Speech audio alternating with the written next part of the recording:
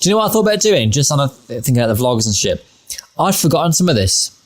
And my memory now is kind of like just whenever I think back to the trips, I always kind of see it from watching the vlogs rather than how I actually remember it. Yeah. So it's good to hear different little stories like this that I completely forgot. But what I've thought about doing is I could direct a audio commentary thing of the vlogs and just sit down and watch the entire season and do like a voiceover or like a little thing like this. Oh, yeah. And just watch it and just talk through it and be like, oh yeah, that was when we did this. Oh, do you remember that? Yeah. And kind of like have like little snippets of stories that we've probably forgotten about and can share with the audience. That's not a bad idea. One of my favorite shows in high school was Entourage. I don't know if you watched that. I caught a bit of it once. Yeah. So the show ended a while ago, like at least a decade ago. And the creator and the main actors have been doing exactly that to the show. Like, have a podcast and then they'll watch it and do commentary sort of thing. Yeah. It's for like the long time. It's a good way to recycle the vlogs, isn't it? And get more views. Yeah. But yeah, especially, I think it's good to share, I think, because you remember the mindset you were in, I think, back at the time, and people may not know. That's not a bad idea now I'm thinking about it. There's quite a lot of vlogs, so I don't know if I'll do all of them, but maybe like the last season or choose a few vlogs here and there. The ones that I know are going to get views. Yeah. I went on my channel the other day and I created a private, because I just wanted it just for my own purposes, playlist for all my vlogs for the Philippines. Oh, yeah? Just so it was all in one place. So you could just watch one after but it also tells you the playlist duration. So if I go on Philippines vlog complete series, playlist duration, 12 hours, 45 minutes and 8 seconds. Say it again? 12 hours, 45 minutes and 8 seconds. Jesus. That's Philippines seasons 1 to 3. It's amazing sometimes when you figure out who's been following you. I mean, like, there's people on my Instagram who I don't know who they are, but they tend to be connected to artists. I found that in the Philippines as well. Like when I went to Regine's concert, there were people backstage who knew me, and I was like, that's just mental. And they helped me get in and to meet her in the first place. So it's weird. You would just assume artists don't watch our stuff. Some do. Yeah. We know that Fourth Impact do, because they've mentioned it a bunch of times. I went to a beer festival, I think it was season 2.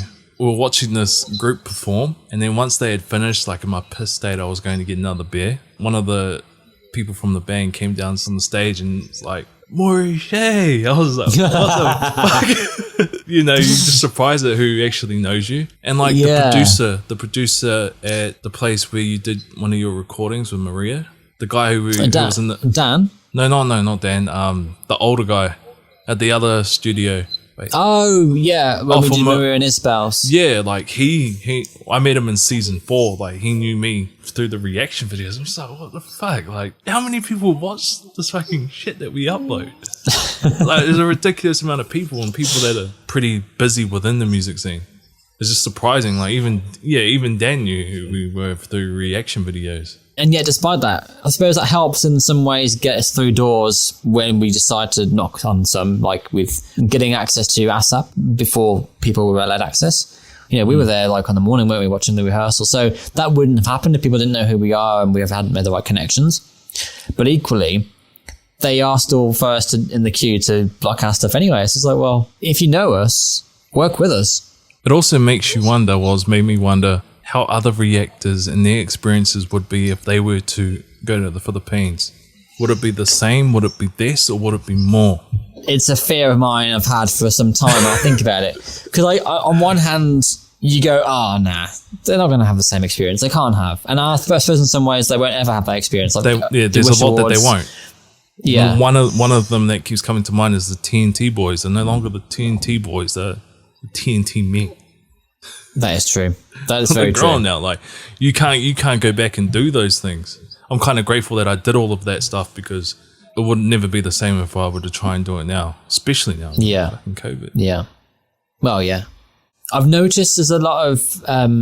I've seen some artists share Instagram stories of the reactors who have reacted to their stuff, and they've shared it and be like, "Yeah, thanks for watching a video," and all that kind of stuff. And I'm like, who shared it? Are we going to name names? I don't want to start. But there's nothing wrong with them sharing it. It's just, I'm curious. No, but it's like maybe I suppose that's another reason why I asked you about your Instagram stories, because I can't be bothered with the time it takes me to do all the other stuff to do the stories as well to promote the reactions. But on the flip side, if I did do that, maybe they'd start sharing my stuff as well. But they're starting to share and notice other reactors and follow them on socials as well. And it's like, if they got the chance to go to the Philippines, would they get a similar reception? Would they get offers of tours and all that kind of stuff as well? I mean, this is how I think about it though. Based on that reaction channel getting the 50 minutes, you can only imagine what they're going to get in person. Yeah. You know, if they're able to get that from other side of the globe, we've kind of already got our answer. I suppose we maybe see ourselves at a certain level because we've done these things already. Maybe not the Regine interview, but like we've done lots of other things, but nobody else has done that because no one's gone there. And I think that's why we might see ourselves a little higher than those, perhaps because we have done those things. If it was a common thing that a lot of reactors flew to the Philippines, we'd probably all be in the same boat. And we probably wouldn't keep doing it. No, exactly. Because that begs the question. And so where do we go from here? What do we do? What if we're not going to get, if most of our videos are not monetized because they slam the copyright on us or blocked, and we can't do it for, being more popular because everyone else is doing it too. And we're draining our lives, trudging this reaction channel. Why are we doing it? What's it for? We've talked about this idea. Yeah. But maybe the next step is just branching off on our own and following through with our own TV show then. Yay! And we're off on the TV! Maybe that is the next step. Because I was thinking about it, like, where do we go from here? Like, even when I do my music and, release that stuff, even if I get an award, like, there's still somewhere else we need to go. Like, that's not my end goal. One of the things I think we are perhaps lacking is respect. Respect.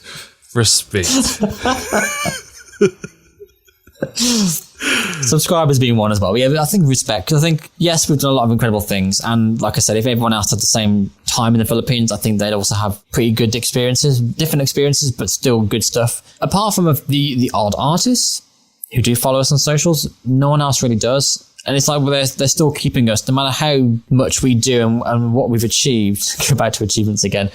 They are still keeping us at arm's length. So we're never going to earn that respect, I don't think, unless we do something different, unrelated to them on our own. That's an audience within itself, away from all of this, which comes into the equation.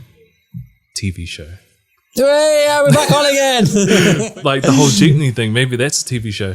I keep hearing jeepney travels and I keep seeing it as like a, touring around the Philippines in that jeepney doing random shit.